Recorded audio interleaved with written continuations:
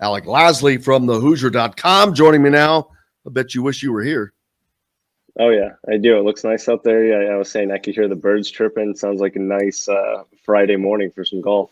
Well, I can the camera and the background light is kind of not letting us really show you the maybe I'll in a break I'll switch to my phone and see if that helps for a second, but to really see the beauty here, it's incredible. It really truly is. But basketball, lots going on this weekend. Is it the Bill Hensley Run and Slam up in Fort Wayne? Yep, that's this weekend starting tonight. Is that the only thing going on, or there's two? That's the big one. You have teams coming from Adidas, from some of the other leagues as well, kind of a mosh pit. So it's one of those other kind of big events here in the Midwest that's kind of a can't miss for some of these prospects, even though it's not a true live evaluation period. Like the other couple events that have been in Indy have been, it's still a tremendous event to get out there and get on the court. And for us, we'll be out there. So, we'll be out there tonight, tomorrow, and then Sunday as well. And most of the guys that are out there, though, he's got Gabe Cupps, right? Who are some of the other guys that Indiana is actually looking at? Yeah, so you got Gabe Cupps, Xavier Booker. Those two actually play together, or against each other, I should say, on Saturday morning. So that's going to be a big one. You have some of the Indy Heat guys, Jalen Harrelson, Trent Sicily, Camden Catchings. Those are kind of the biggest names, at least IU perspective. Then you have the Indiana Elite team as well. So, Flory Badunga, Travis Perry, and some of those guys. So you got, I would say, in total, probably 10 to 12 different IU guys in different tiers that you're probably going after. But in terms of newer prospects that you would hear about, probably not going to come out after this weekend, just due to the fact that, the actual live period isn't going on. So it's going to be a little bit slower in terms of true offers getting extended after this weekend, like we've seen over the past two live evaluation periods. I had the chance to see Trent Sicily and Harrelson and those guys a week ago, and I talked about how unbelievably impressed I was with, first of all, they look like they're freshmen in college. They both, Harrelson and Sicily, have collegiate bodies. And Harrelson looked extraordinarily confident, athletic with the ball, strong a guard as I've seen. Sicily could probably play the two guard if needed be, but he's so big, and got such great length. He would be a ferocious two, but also probably the three is maybe where he ends up. I don't know. He could grow more. He's 6'7" now, but he's got a smoke. I saw him knock down three from the corner, and he just hit him with ease. And he just has both of them. They just have a game that is above their years. Yeah, definitely. I think that's kind of the best way to put it. We talked, I think it was last week, just about how the in-state classes over the past couple of classes here and recruiting cycles haven't been as strong. They've been deep just in terms of overall talent, but when you're looking at high major kind of impact talent, it just hasn't been there. For the 2025 class with those two guys, Trent Sicily and Jalen Harrelson, those are two guys that are top of the recruiting class, not only in 2025, but they could push for some of the top players in the not only in the state but in the country, and not only that class, but even in 2024, if they were to kind of combine those two classes. That's how talented they are. That's how advanced they are for their age. And when you look at the ball skills that a guy like Harrelson has, and he's a guy who can play on and off the ball. I think he set the Fisher scoring record earlier this season when he had, I think it was 40 points in a game. So he's a tremendous scorer. This is cool. Had some guys come through there. Yep. So, he's a guy that can not only score on all three levels, but he can do so with the ball so effectively as a going into his sophomore year now, right? Obviously just finishing up his freshman season, already has multiple high major offers, and a guy who Indiana is actively seeking out, and more so than I would say some of the 2024 guys that are in the state right now, just due to the fact that they know that recruitment's going to become national here, probably in the middle of this summer, if not sooner, just due to the not only the confidence that he has, but the talent that he has on the floor, playing up an age group and going up against and really kind of manhandling some of these older guards. Just a terrific frame, terrific player, and definitely one to watch when it comes to the next 2 years. I hope he stays at Fishers. They have a good coaching staff there, but it'll be interesting to see what he does if that recruitment does kind of tick up nationally.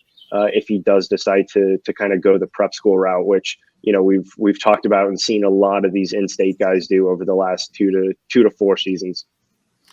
I spoke to Nate Hawkins up there at Fishers in regards to Trent Sisley, and I just said, I go, man, you're going to have a lot of fun over the next 3 years. And he's like, yeah, he knows what he has. I had a tweet that I hadn't sent out yet from yesterday, that one I talked to you about. But Brian Walsh is doing a bang up job with this recruitment for Indiana. And I think that is uber important. When someone says that and says it early, I think that matters. And I think that that's a great thing for Indiana fans to hear. And Brian Walsh is doing a hell of a job, period, first of all. And we'd heard that, he was a great worker and was doing great things. And this Trent Sisley, by the time he becomes a senior, how big do you think his recruitment is going to be? I think it's going to be massive. I think so too. I think, in going back to your last point, Brian Walsh saw both Jalen Harrelson at Fishers and then Trent Sisley at Heritage Hills both this week. So went in to get some visits there, and that's the one thing that he couldn't do in his previous position, is leave campus. So the fact that now he gets to go out, we've already seen him at multiple of the AAU events so far this summer, but now continue to build these relationships with a lot of the younger guys, which is what he had already been doing behind the scenes, but be able to actually go outside of the confines of Bloomington and see these kids on their campus is extremely beneficial, that you're going to start to see here in the 2024 and 2025 classes. But for Trent Sisley, the biggest thing with him is going to be if he can really get obviously he's only a freshman, right? But he needs to continue to build that body, because I don't think he's truly quick enough to play full-time out on the perimeter, at least guard defensively. He can knock down the outside shot, so that's obviously a big positive when it comes to the offensive end on the perimeter. But yeah, he's ultra skilled, pretty athletic, and can play that 3, the 4, and even in the high school era right now, some of the 5 as well. But you're looking at kind of that 3 to 4 hybrid mix when it comes to the college level. So it's just a matter of fact getting that consistent jump shot down, because he has all the skills and he has all the talent in the world. He did struggle a bit last weekend against some of the length that he went up against. So that's just something that comes with not only playing up in age, but not always having the ball in your hands and dribbling around the perimeter, which he showcases more on the AAU level than he does in high school. So again, it's a long ways out for both of these guys, but both national recruitments that are going to happen, from ACC to Pac-12 to probably Big 12 and so on and so forth. These are guys that almost every school around the country is going to end up wanting when it's all said and done. Yeah, I don't know if I'm looking forward to it, but it's certainly going to be a busy time. Indiana has been extraordinarily busy recruiting. And with all that's going on in the transfer portal, they're out seeing the guys. They're still teams are really still trying to build and land recruits. And this transfer portal is thrown into the middle of that. Like right now, Indiana is looking at Dexter Dennis. We've heard nothing else about anyone else. He hasn't said much. He's keeping quiet.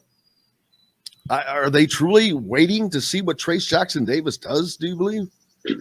I mean, I think to a certain extent, right? They're every school is still putting out feelers, behind the scenes to kind of see if someone in the transfer portal would be interested before they just go out and actively recruit that player. And that's kind of the pros and cons, right? If you have a guy like a Dexter Dennis who, after that visit that he had to Indiana, was pretty. I don't want to say a sure lock to IU, but as close as you could be to a pretty good lock after a visit.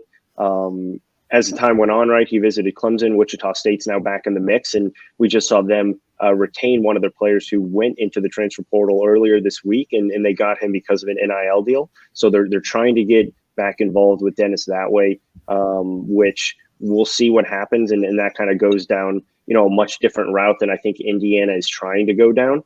Obviously, they're very active in kind of the NIL deals and the promotion of the brand, but I just don't see them going out and trying to have like a bidding war when it comes to a certain player in the transfer portal, which we're starting to see now over the last week with some of these guys.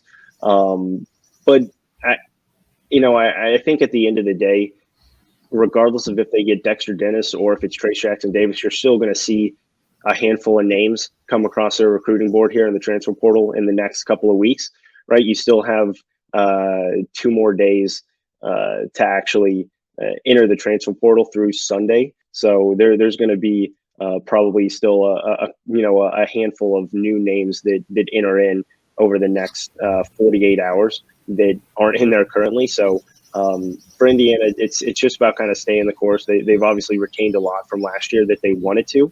The additions of Race Thompson and Jordan Geronimo coming back are obviously 2 really big additions that were a little bit iffy heading into the offseason. So you shore up your front court there. Obviously, the backcourt is pretty talented as well with some of the guys coming in. So they're only about 1 or 2 different pieces away from really having a significant upgraded roster from the year before.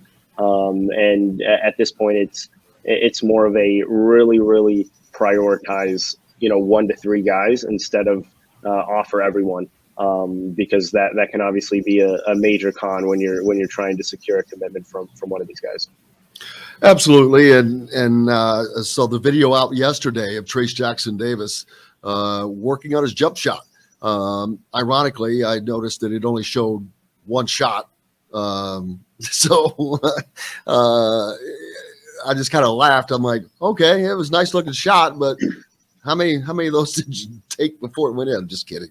But well, and I mean, it was a 3-point shot too, I believe. Yeah, it was, but we've heard the same thing over the last 2 summers about Trace Jackson Davis finding a jump shot in the summer, and then we don't see it in the games when it comes to the season. So it's one of those things, right, where just like all these players do, they put out their highlight tapes, and you're never going to show anything bad, right? So that could have been the only shot that he made, but it's obviously a fun talking point because everyone knows that's exactly what he needs to improve on. So when you see him hit one of those shots, albeit a really, really slow release, it's still something that gets fans excited about the potential if he were to come back and the potential skill set that they would add to the floor with that next year. Well, and seriously, think about that. Think about how dangerous that Indiana team would be with what they have coming in. If you had Trace Jackson Davis that had a jump shot, there's a game changer. And that does not even include having a jump shooter, which they have to find. CJ Gunn's working his butt off this summer. Talked to his dad. He's working hard, getting shots up. And he doesn't get a lot of pub. We don't talk about CJ a lot because he's the lowest recruit in the class. But dude, he did a lot this year in Indiana high school ball. Oh yeah, he was phenomenal. And you look at the roster that he had, which was a significant downgrade Lawrence North roster than what they typically have, especially the years that he's been there, and really kind of taking a lot of that weight of not only being the go-to player, but everyone knowing that he's going to be the go-to player and still putting up multiple 30-point games. He was pretty efficient on those nights as well. And you look at the improvement that he made, I think, as a really ball-dominant guard in finding his own shot off of the dribble. That was kind of the next step in his development. And he was able to do that. I still think for him, needs to be more consistent getting to the basket. He loves that jump shot, that mid-range pull-up, which is extremely lethal because of the elevation that he gets off of the jump. But still a guy that I think one is going to have a tremendous career at Indiana. I think it's going to be one that you're not going to see blossom immediately. I think there's probably going to be some growing pains there. But I think once he's an upperclassman, that I look for that junior season. I think he's going to be a phenomenal talent and one of those guys that, as an opposing Big Ten team, you hate to see as a junior and senior, just because of the scoring ability that he does have and the true athleticism that he has to be a really, really good two-way player on the wing. Good length, good athleticism, good size, and that's something that you can't always find, especially with that offensive ability on the other end as well. Who is anyone kind of surprised, kind of came up that wasn't as highly thought of that out of these few events? I haven't really heard of any new names that have popped up. Yeah, I mean for Indiana, I mean the two really biggest trends I think you could say is, one, they're really prioritizing 2023 power forward Arrington Page from Georgia. Really, really talented, kind of, I don't want to say late bloomer, but again, just guys who may not have seen a lot of that pub over the last year and a half just due to the lack of visibility. And obviously high school, you don't see the true athleticism and the true skill sets always blossom in the high school season. It tends to be more of the AAU season where they kind of make a name for themselves. But he's a guy, Kenya Hunter and Izzy Roseman actually visited him in person this week. Both of those assistant coaches went down to see him for an in-home visit. So really kind of taking a step towards Page and kind of taking a step back, I would say, when it comes to Xavier Booker. Xavier Booker now kind of exploding onto the scene that I think a lot of people expected to happen. But it just took a while to get there for him, but he's having another terrific summer. And he's a guy that is a lot more of a national recruitment now and will even become more of a national recruitment, I would say, in the next month and a half. Just don't think Indiana's prioritizing him as much. If they push, maybe we'll see what happens, but they're definitely going in the other kind of frame of Arrington Page. And then a guy who did pop up, who they did offer, who reclassified down from 2022 to 2023, 6'5" point guard Freddie DeLone. He terrific athlete, 6'5" point guard, does a lot with the ball, a tremendous athlete with the ball in his hands. Was just offered by Indiana earlier this week. So it'll be interesting to see what happens there. There are some connections from the IU assistants to some of his coaches at the AAU level and high school level. So if something happens there, it'll be interesting to see how the rest of that 2023 class kind of pans out, because you already have two guards in Ja'Kai Newton and Gabe Cupps. Obviously, we know Mike Woodson's pushing extremely hard for more versatile backcourt players. That's what you would get with him at 6'5", but they still need to address the front court issue, because regardless of what happens with Trace Jackson Davis this year, he's not going to be back the year after, and Race Thompson's going to be gone, and then you're stuck to Jordan Geronimo, Malik Renault, and Logan Duncombe if those three stay. So you need to shore up that front court, and that's what they're trying to do with Arrington Page, but still prioritizing a lot of the backcourt players here. I would say in the next two classes.